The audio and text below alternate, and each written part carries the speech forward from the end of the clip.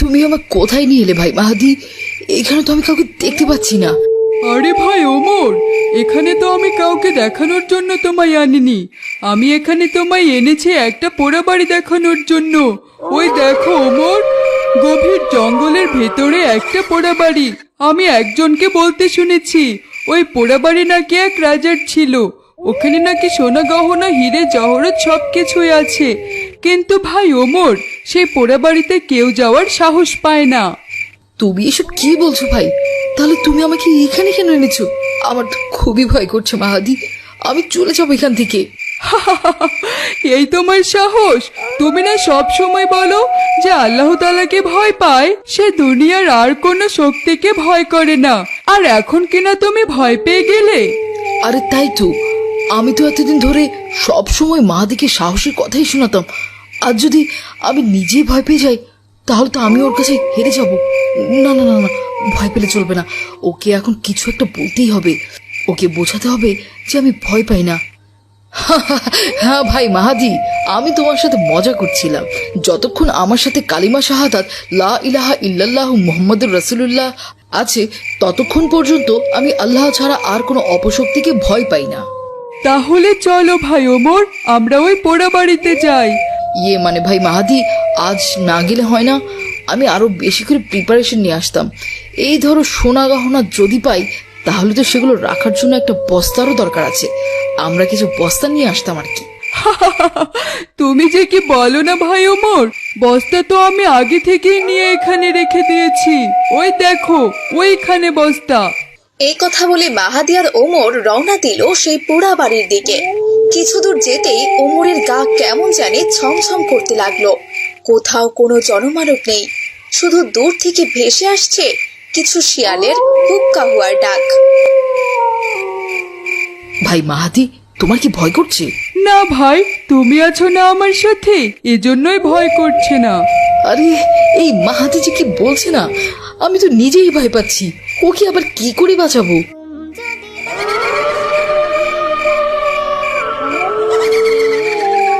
এসব বলতে বলতে তারা পোড়া বাড়ির ভেতরে ঢুকে গেল।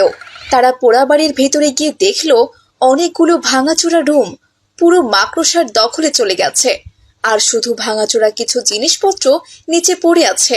ভাই মাহাদি, এইখানে তো কিছু দেখতে পাচ্ছি না, শুধুমাত্র কিছু ভাঙাচোরা জিনিসপত্র। তুমি তো বললে এইখানে সোনা দানা হিরে জহরত আছে, আরো কিছু আছে। আরে ভাই, আছে আছে, এখনো তো সব রুম দেখা হয়নি। চলো ওই দিকটা রুমে যাই। এরপর তারা আস্তে আস্তে অন্য রুমে চলে গেল, আর সেখানে গিয়ে দেখলো কেউ একজন সাদা কাপড় মুড়ি দিয়ে সেখানে শুয়ে আছে।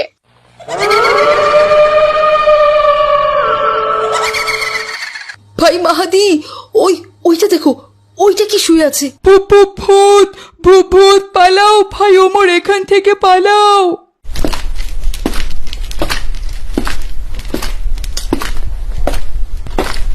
কে রে?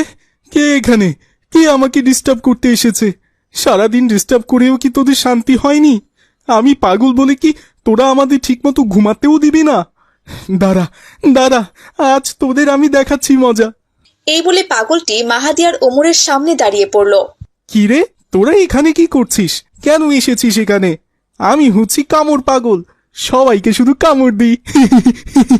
এখন আমি তোদেরকেও কামড়ে কামড়ে তোদের শরীরের সব মাংস তুলে খাবো। ওরে বাবারে, তোমাকে আমি বলেছিলাম ভাই, দেখলে তো এখন আমরা কামড় পাগলের খপ্পরে পড়ে গেলাম। এখন যদি ওই কামড় পাগল এসে আমাদের কামড়ে দেয় তখন কি হবে? ভাই ওমর, আমি কি জানতাম যে এখানে একটা কামড় পাগল থাকে? এসে যখন পড়েছি আর ওসব কথা বলে লাভ নেই। এখন কি করে কামড় পাগলের হাত থেকে রক্ষা পাবো সেই বুদ্ধি বের করো। ভাই, কামড় পাগলের কথা শুনেছো? ওনাকে আমাদের কামড়ের শরীরে মাংস তুলে খাবে। কি রে, দুজনে কি বিড়বিড় করছিস? হ্যাঁ, এখানে আসার আগে মনে ছিল না আমি হচ্ছি কামড় পাগল? সারাদিন মহল্লায় ঘুরে ঘুরে মানুষকে কামড়ে দেই, আর রাতের বেলা এই পোড়া বাড়িতে এসে থাকি। তোরা এসেছিস আমাকে মারতে, তাই না? না না কামর পাগল ভাই, আমরা তোমাকে মারতে আসিনি।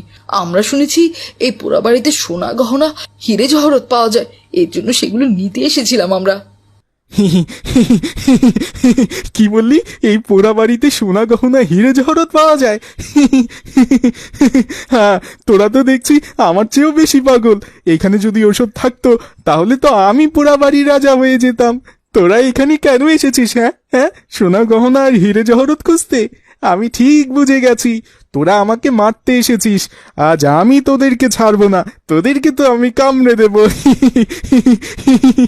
কামর পাগল ভাই, আমাদেরকে মাফ করে দেয়া যায় না? আমরা আর কখনো এখানে আসবো না, আর কাউকে আসতেও দেব না। এইবারের মতো আমাদের ছেড়ে দাও ভাই। না না না না না না না না না না না না না না, তোদেরকে ছেড়ে দিলে আরো আরো বেশি মানুষ নিয়ে আসবি। আজ আমি তোদের দেহ থেকে কামড়ে কামড়ে মাংস তুলে খাবো। তোদের আমার চোখের সামনেই কঠিন মৃত্যু হবে, আর আমি শুধু সেটা চেয়ে চেয়ে দেখবো। কামর পাগল ভাই, ছেড়ে দাও আমাদের, ছেড়ে দাও। এই চুপ কর তোরা, এখন আমি তোদের শরীরের মাংস খাবো।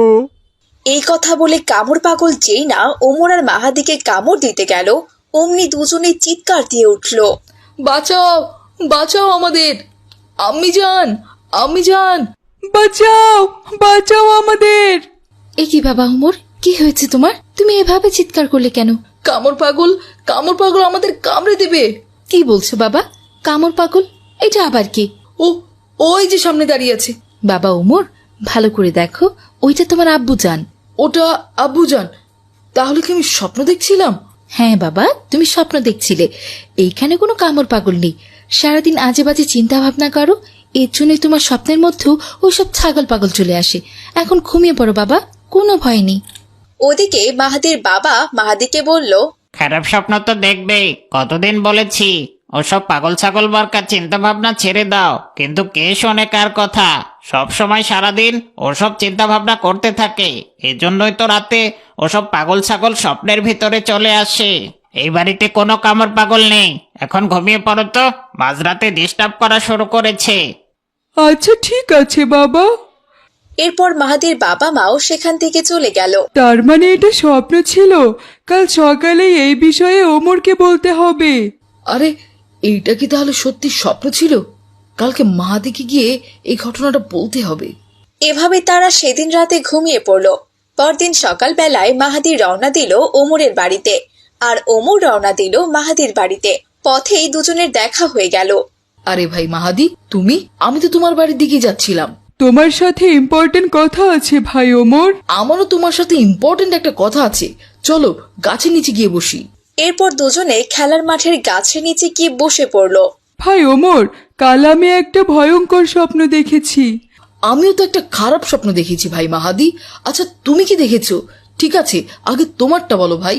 না না, তোমারটা আগে বলো। কাল আমি স্বপ্নে দেখি তুমি আর আমি জঙ্গলের এক পোড়া বাড়িতে গিয়েছি।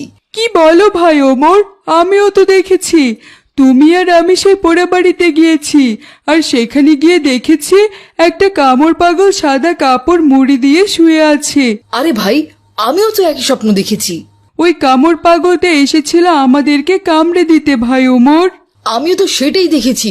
তারপর যেই না ওই কামড় পাগল আমাদের কামড়ে দিতে এলো, আমি অমনি চিৎকার দিয়ে উঠে গেছি। তখনই আমি ঘুম ভেঙে দেখি আমি তো বিছানাতেই শুয়ে আছি। আরে ভাই, আমিও তো ওই একই স্বপ্ন দেখেছি। কিন্তু ভাই, দুজনে একই স্বপ্ন কি করে দেখলাম? আমার মনে হচ্ছে কি ভাই মাহাদি, ওই পোড়া বাড়িতে নিশ্চয়ই কোনো রহস্য লুকিয়ে আছে। চলো না ভাই, আমরা ওই পোড়া বাড়িতে গিয়ে দেখি। কি বলছো ভাই ওমর? তুমি ওই পোড়া বাড়িতে যেতে চাইছো? আমি আর সেখানে যাব না ভাই। কাল রাতে যে ঘটনাটা ঘটেছে, ওই ঘটনাটা যদি বাস্তবে আবারও ঘটে, তাহলে তো ওই কামড় পাগলের হাত থেকে আমরা রক্ষা পাবো না। আরে ভাই মাহাদি, বিষয়টা এমন না। আমার মনে হচ্ছে নিশ্চয়ই পোড়া বাড়িতে কোনো ঘটনা ঘটেছে, এজন্য আমরা দুইজনে একই সাথে একই স্বপ্ন দেখেছি। হয়তোবা আল্লাহ তাআলা চাচ্ছেন পোড়া বাড়িতে যে ঘটনা ঘটেছে আমাদের মাধ্যমে ওই ঘটনার রহস্য উদ্ঘাটন হতে পারে। এমনও হতে পারে সত্যি সত্যি কোনো পাগল আছে ওখানে। ঠিক বলেছ ভাই ওমর, আমরা কি তাহলে সেখানে যাব? হ্যাঁ হ্যাঁ, অবশ্যই যাব। এখন তো দিনের বেলা, চলো ভাই।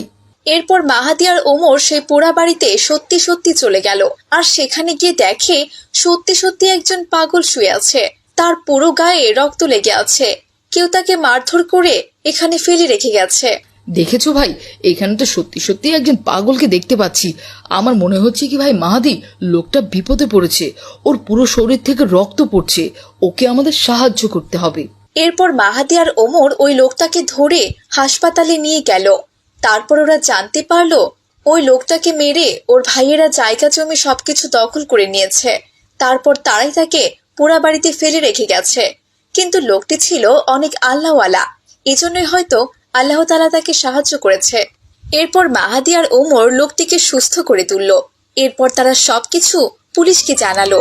পুলিশ বলেছে ওই লোকের সমস্ত জায়গা জমি তারা উদ্ধার করবে, আর তার জমি তাকে ফিরিয়ে দেবে। তুমি আসমানে থাকো প্রভু, আমি জমিনে। মাহাদি, ওইটা মাহাতব চাচা না? হ্যাঁ ওমর, ওটা তো মাহাতাব চাচাই।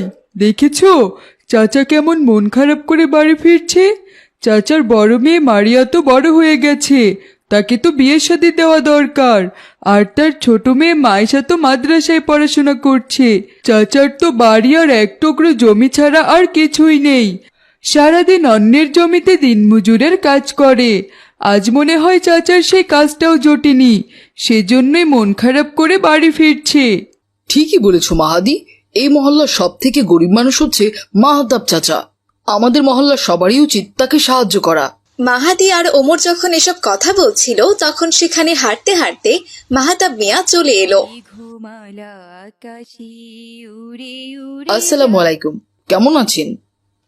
ওয়ালাইকুম আসসালাম। আলহামদুলিল্লাহ বাবারা, আল্লাহ তাআলা মোটামুটি ভালো রেখেছেন। কিন্তু চাচা চান, আপনাকে দেখে তো মনে হচ্ছে আপনি ভালো নেই। বাবারা, আল্লাহ যেভাবে রেখেছে তাতেই হাজার শুক্রিয়া, কিন্তু আজ একটু মনটা খারাপ হয়ে গেল। অনেক খুঁজেও কোনো কাজ পেলাম না। একদিন কাজ না পেলে সংসার চালাতে আমার সমস্যা হয়ে যায়, তাই একটু মনটা খারাপ বাবারা। মাহাদির সাথে আপনার অবস্থা নিয়ে আলোচনা করছিলাম চাচা চান। এইভাবে আর কতদিন চলবে? আপনার বড় মেয়ে মারিয়া আপু তো বড় হয়ে গেছে, আর ছোট মেয়ে মাইশাও তো পড়াশোনা করছে। এইদিকে আবার মারিয়া আপুকেও বিয়ে দিতে হবে। হ্যাঁ বাবা, চেষ্টা তো করছি মেয়ে দুটোকে নিয়ে একটু স্বাচ্ছন্দ্যে চলতে, কিন্তু কোনো কুল কিনারা খুঁজে পাচ্ছি না। চাচা, আপনি চিন্তা করবেন না, আপনি বাড়িতে যান, আমি আর মাহাদি মিলে দেখছি আপনার জন্য কোনো ব্যবস্থা করতে পারি কিনা। বাবা ওমর, তোমরা তো ছোট মানুষ, তোমরা আবার আমার জন্য কি ব্যবস্থা করবে? তোমরা যে বলেছ এতে আমি অনেক খুশি হয়েছি বাবারা। চাচা যান, দোয়া করবেন। ইনশাআল্লাহ আল্লাহ তাআলা কোনো না কোনো ব্যবস্থা করে দেবেন। আমি তাহলে এখন আসি বাবারা। আচ্ছা ঠিক আছে চাচা যান, আসসালামু আলাইকুম। ওয়ালাইকুম আসসালাম। এই কথা বলে মাহাতাব মিয়া সেখান থেকে চলে গেল। এদিকে মাহাদি আর ওমর স্কুলে যেতে যেতে বলল, মাহাদি, আমার কাছে জমানো 1000 টাকা আছে, আর তোমার কাছে কত টাকা আছে? আমার কাছে সব মিলিয়ে 500-600 টাকার মতো হবে। কিন্তু তুমি কি করতে চাচ্ছ ওমর? শোনো মাহাদি, আমি দেখেছি মাহাতাব চাচার বাড়ির সামনে এক টুকরো জমি আছে, কিন্তু ওই জমিতে সবসময় ছায়া থাকে, এর জন্য তিনি কোনো চাষাবাদ করতে পারেন না। আমরা যদি মাহাতাব চাচাকে কিছু ডাব গাছের চারা কিনে দিই, তাহলে মাহাতাব চাচা সেই ডাবের গাছের চারা তার জমিতে লাগিয়ে দিতে পারে। যদি মাহাতাব চাচা চারাগুলোর ভালোভাবে যত্ন নেয়, তাহলে অল্প কিছুদিনের মধ্যেই ডাব ধরবে। তখন মাহাতাব চাচা সেই ডাবগুলো বিক্রি করে সুখে সংসার চালাতে পারবেন, আর কোনোদিন চাচার কাজ খুঁজতে যেতে হবে না। বাহ, খুব ভালো উদ্যোগ নিয়েছো তো ওমর। তাহলে আজ বিকেলে স্কুল থেকে ফিরে আমরা ডাবের চারা কিনতে যাব বাজারে। চলো ভাই মাহাদি, আমাদের স্কুলের দেরি হয়ে যাচ্ছে, তাড়াতাড়ি সাইকেলে উঠে চলে যাই। এরপর তারা স্কুলে চলে গেল। বিকেলে তারা তাদের জমানো টাকা সব এক করে বাজারে গেল ডাবের চারা কিনতে। ডাবের চারা আছে, ডাবের চারা, বলা জাতের উন্নত মানের ডাবের চারা আছে, লইয়া যাও, খুব অল্প টাকায় দিয়া দিমু, লইয়া যাও। আসসালামু আলাইকুম। ওয়ালাইকুম আসসালাম বাবারা, তোমরা কি ডাবের চারা কিনতে আইছো? হ্যাঁ চাচা যান, এইগুলো কি জাতের ডাবের চারা? এইগুলা হইল ভিয়েতনামি ডাবের চারা। মাত্র 1 বছরের মধ্যে গাছে ডাব ধরবো, আর গাছও খুবই ছোট থেকেই ফল দেওয়া শুরু করব। ডাবের সাইজও বড় হইব, আর খেতেও খুব সুস্বাদু হইব। তাই নাকি চাচা যান? তা কত করে বিক্রি করছেন চারাগুলো? 100 টাকা কইরা বিক্রি করতাছি, তবে তোমাগো লাইগা আরো একটু কম রাখুম।